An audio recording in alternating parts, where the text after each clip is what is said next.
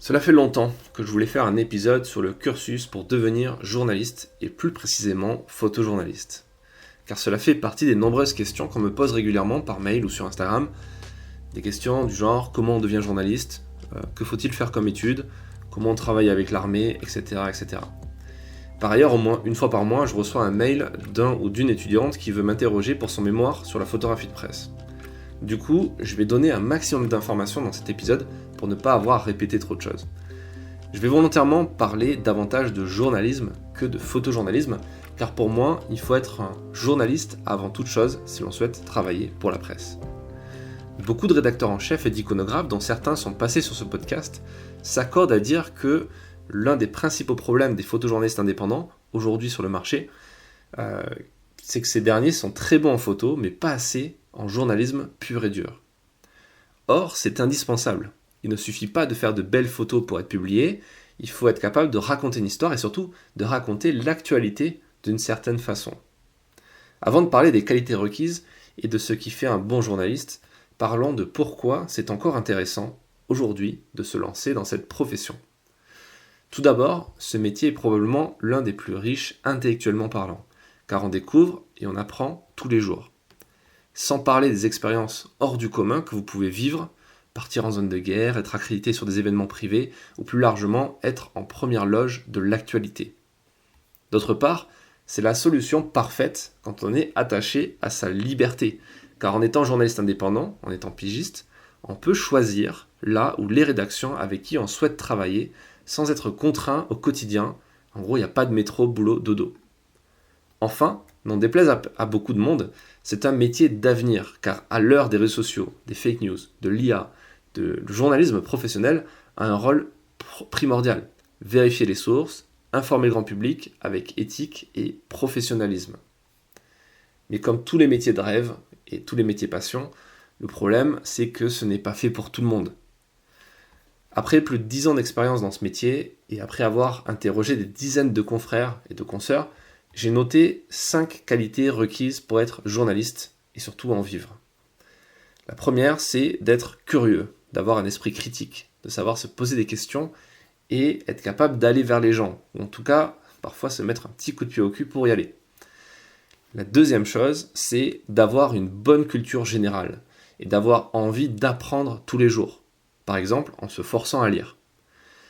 Troisième clé, se former aux techniques rédactionnelles et surtout se former continuellement à ces techniques rédactionnelles parce que même si l'écriture journalistique évolue pas réellement, il faut être capable de s'entraîner un peu comme un sportif régulièrement pour pas perdre la main et pour être efficace. La quatrième clé, c'est d'être ambitieux, débrouillard, acharné parfois et surtout résilient constamment et courageux. Avoir le courage de faire ce qu'on a envie de faire et de continuer à le faire. Ça demande vraiment du courage. Et enfin, la dernière clé, c'est de faire preuve d'ouverture d'esprit en toutes circonstances. Un mauvais journaliste, c'est un journaliste qui n'est pas capable de faire preuve d'ouverture d'esprit, qui fait confiance uniquement à son instinct et à sa vision du monde avec ses biais cognitifs et qui n'est pas capable de se remettre en question, de faire preuve d'humilité face à une situation qu'il ne maîtrise pas ou qu'il ne comprend pas forcément, qu'il dépasse, pour être capable ensuite de l'expliquer, parce que c'est un peu le métier, quoi. Alors répondons maintenant à la question fatidique, qu'on me pose peut-être le plus, c'est quelle école faut-il faire ? J'ai envie de répondre qu'il n'est pas nécessaire de faire une école de journalisme pour devenir journaliste. Et j'affirme ça, même si j'en ai fait une moi-même, et que je donne des cours dans l'une d'entre elles. Mais le fait est que la plupart des professionnels que j'ai croisés dans ma vie n'en ont pas forcément fait. Par contre, la plupart ont suivi des formations courtes, au CFPJ par exemple, pendant quelques jours ou quelques semaines par exemple. Le truc, c'est que passer 2 ans ou plus de sa vie sur les bancs d'école, c'est un investissement très lourd, souvent très cher d'ailleurs, on parle de plusieurs milliers, voire dizaines de milliers d'euros, et c'est certainement pas une garantie de trouver un boulot derrière. Or pourquoi ? Déjà parce qu'il y a globalement plus de demandes que d'offres. Il y a plus d'étudiants qui sortent chaque année d'école que de postes qui s'ouvrent dans les rédactions. Entre nous, beaucoup d'écoles de journalisme privées sont des boîtes à fric qui exploitent un filon car beaucoup de jeunes rêvent de devenir le prochain Tintin ou le prochain Clark Kent. Ensuite, parce que la plupart des nouveaux entrants dans la profession doivent passer par l'étape de la pige, c'est-à-dire bosser comme freelance, à l'article, au sujet, au reportage, à la photo, ou en étant employé plus ou moins régulièrement par un média, mais toujours dans le cadre de la pige. Et dans ce cas, concrètement, ça peut choquer certains, mais on s'en fout de votre diplôme. Personnellement, j'ai jamais dit à une seule des dizaines des rédactions avec qui j'ai bossé que j'ai un diplôme de master à Sciences Po, parce qu'ils s'en foutent. Et c'est ça qui est génial avec ce métier. C'est que peu importe votre origine sociale, peu importe votre sexe, votre passé, votre couleur de peau ou autre chose, ce qui compte, c'est vos idées, vos compétences pour les exploiter journalistiquement parlant. Rien d'autre. Alors, bien entendu, il y a toujours des contre-exemples. Il y a des boîtes comme France Télé qui ne recrutent que dans certaines écoles. Celles qui sont d'ailleurs reconnues par la profession. Il y en a une poignée. Mais il y a encore ici des contre-exemples. Parce qu'à France Télé, j'ai croisé des gens qui n'ont pas fait la moindre école.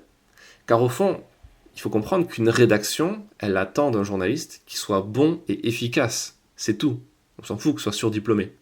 Il y a des gens qui sont très bien diplômés, mais qui ne seront jamais compétents pour être un bon journaliste de terrain, parce qu'ils n'arriveront pas à aller vers les autres, ils ne seront pas des brouillards. Et ça, parfois, c'est même contre-intuitif, mais c'est le fait d'avoir un parcours scolaire qui est un petit peu chaotique, une expérience de vie qui est moins scolaire, mais plus terre-à-terre, qui permettra d'être un meilleur journaliste. Alors, bien entendu, il faut se former. C'est pas parce qu'on va pas forcément dans une grande école ou une école reconnue par la profession que ça exclut de se former. Non, c'est indispensable. Même s'il y a beaucoup de contenu en ligne accessible gratuitement, il faut apprendre les techniques rédactionnelles, savoir ce que c'est un angle, comment on choisit un angle, connaître les spécificités de l'interview, comment ça fonctionne. Et tout ça, ça s'apprend auprès de professionnels. Mais il y a des alternatives aux écoles qui vont vous apprendre, qui vont vous prendre des années de vie et des dizaines de milliers d'euros, parce qu'il existe des stages courts et intensifs qui vont vous apprendre les bases du métier.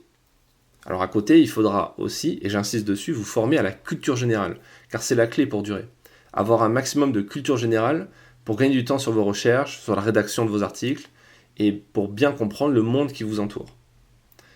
Le truc, c'est qu'il existe peu d'offres dans ce domaine, ou que ces stages en présentiel sont contraignants.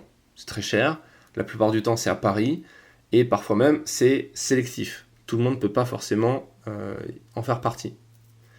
Donc il y a peu d'options pour quelqu'un qui veut par exemple se reconvertir dans le journalisme, qui a déjà de bonnes bases en culture générale, et qui ne veut pas perdre de temps ni investir trop d'argent.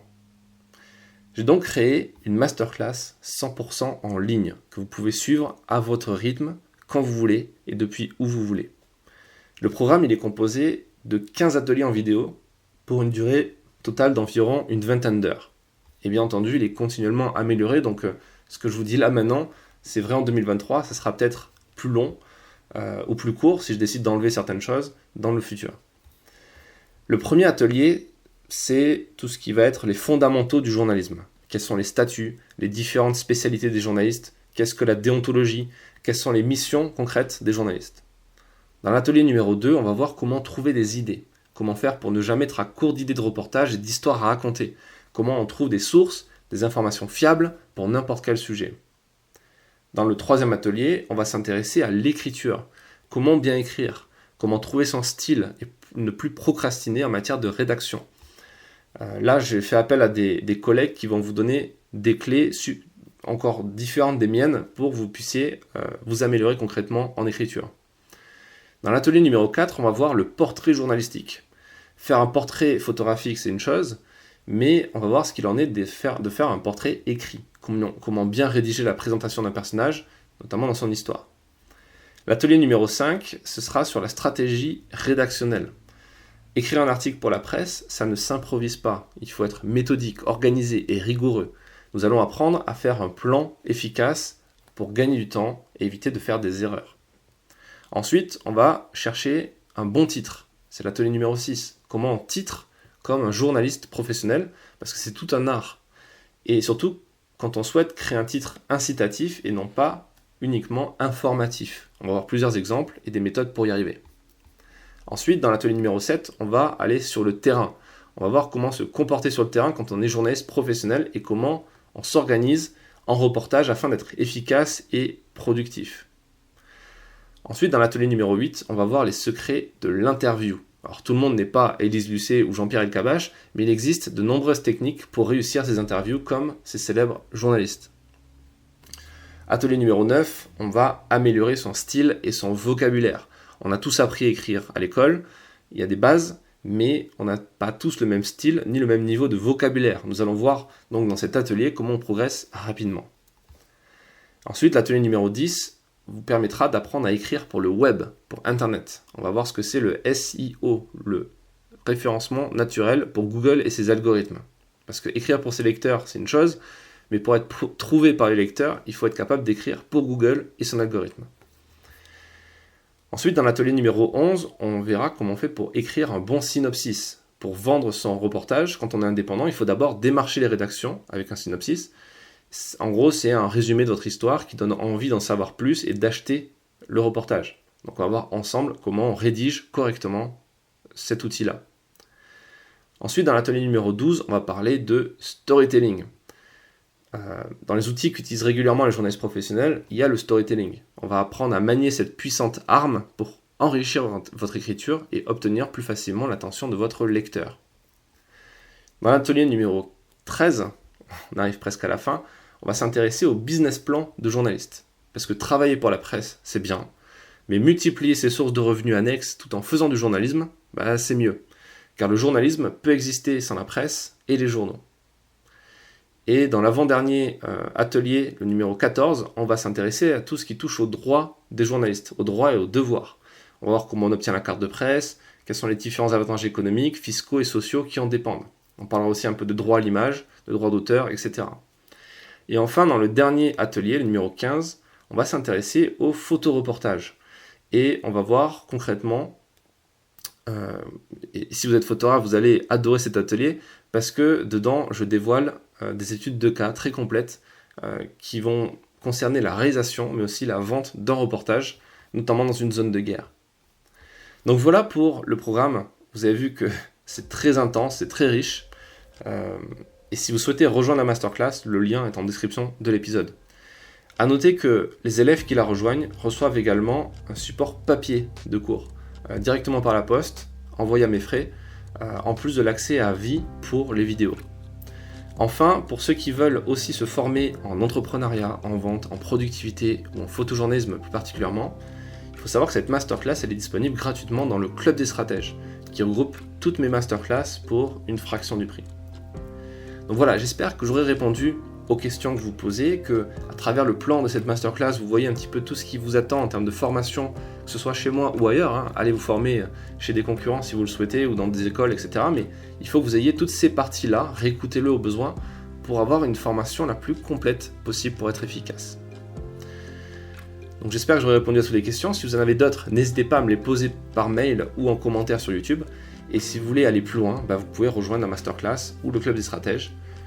Merci pour votre écoute et à bientôt dans un nouvel épisode.